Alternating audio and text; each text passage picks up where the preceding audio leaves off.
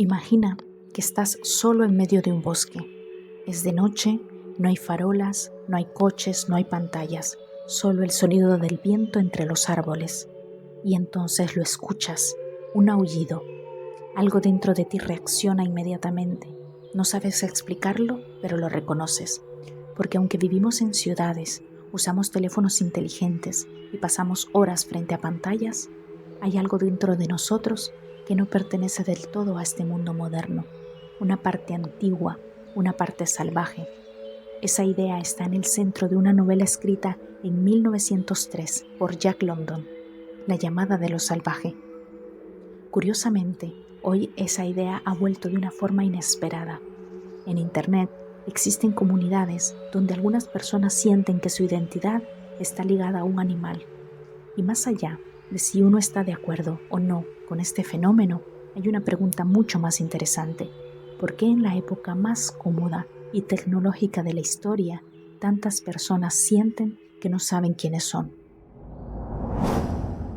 Durante más del 95% de la historia de nuestra especie, el ser humano vivió completamente integrado en la naturaleza. No había ciudades, no había redes sociales, no había trabajos de oficina. Había bosques, ríos, montañas y animales. Nuestra supervivencia dependía de entenderlos, de observarlos, de aprender de ellos. Por eso muchas culturas antiguas representaban a los animales como símbolos de fuerza, de sabiduría o poder. No porque pensaran que eran literalmente animales, sino porque entendían algo que el mundo moderno había olvidado, que el ser humano no está separado de la naturaleza, forma parte de ella. En La llamada de lo salvaje conocemos a Buck, un perro fuerte, orgulloso, acostumbrado a una vida cómoda, pero un día es despojado de su hogar y llevado al norte, a un territorio salvaje. Allí descubre algo brutal. En ese mundo no importa la comodidad, importa la adaptación, importa la fuerza, importa el instinto. Y poco a poco, Buck empieza a recordar algo que parecía dormido dentro de él.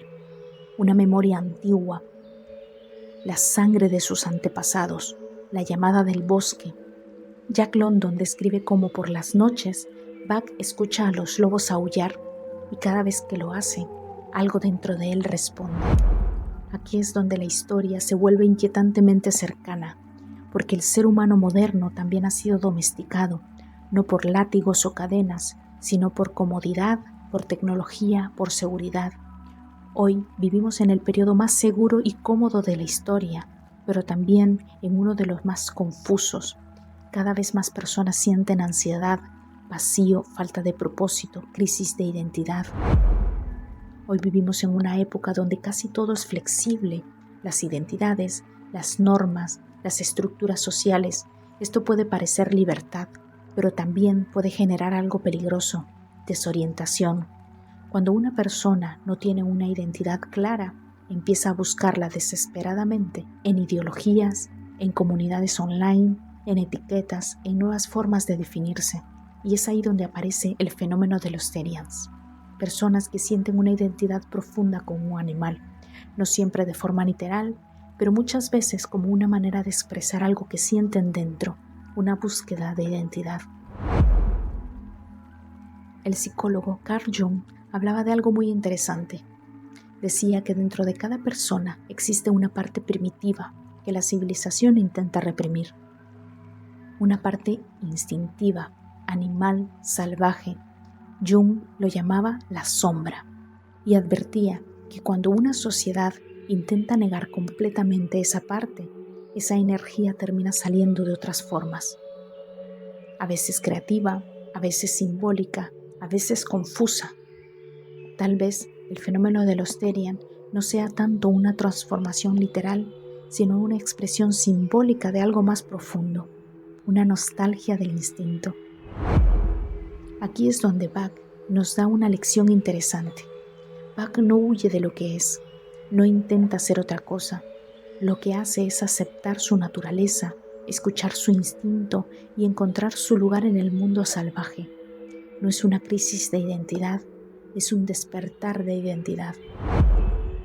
Quizás La llamada de lo salvaje no sea convertirse en un animal, quizás sea recordar algo que el mundo moderno ha olvidado, que necesitamos desafíos, movimiento, naturaleza, comunidad, propósito. Porque cuando esas cosas desaparecen, el ser humano empieza a sentirse perdido, y cuando alguien se siente perdido, empieza a buscar respuestas en cualquier lugar.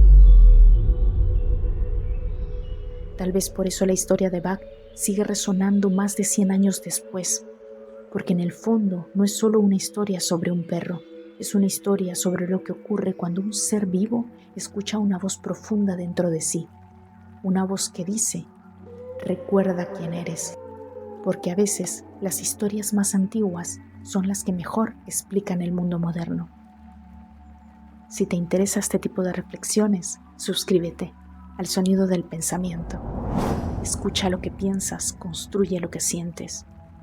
Y dinos, ¿crees que el ser humano moderno está perdiendo su conexión con la naturaleza? ¿O crees que simplemente estamos buscando nuevas maneras?